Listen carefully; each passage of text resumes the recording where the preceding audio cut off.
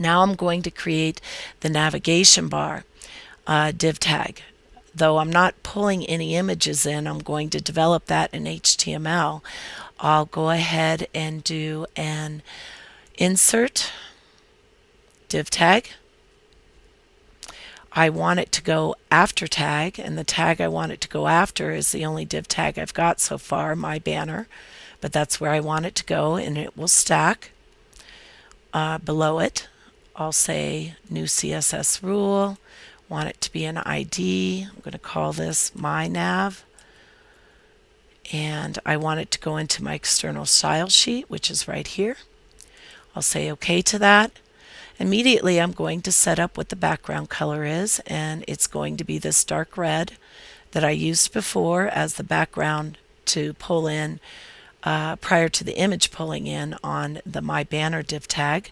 I'll go ahead and set that up as A00. And then I can set the type that I want to occur for this div tag for my navigation bar. I want it to be Tahoma, and a font size of 1M to keep it relative to the size of the page in the browser. 1M is a relative unit. I want the color to be white so it really stands out well with that white or red background that I have. Then for the box category, I want to set the width at 960 so it will be the fixed page width that goes all the way across in my design, and I want the height to be 45 pixels across.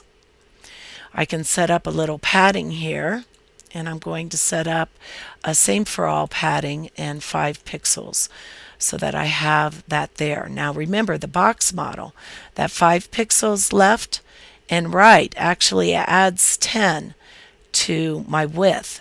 So I'm going to subtract out from my 960 by typing in -10, and you can do that just like in Adobe Illustrator and even Photoshop, where you can let the application do the math for you.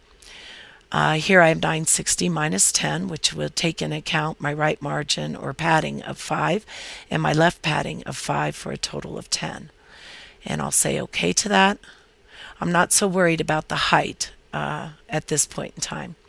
Double check myself, say OK, and here is my nav bar stacked nice and neat underneath my other banner, my banner div tag.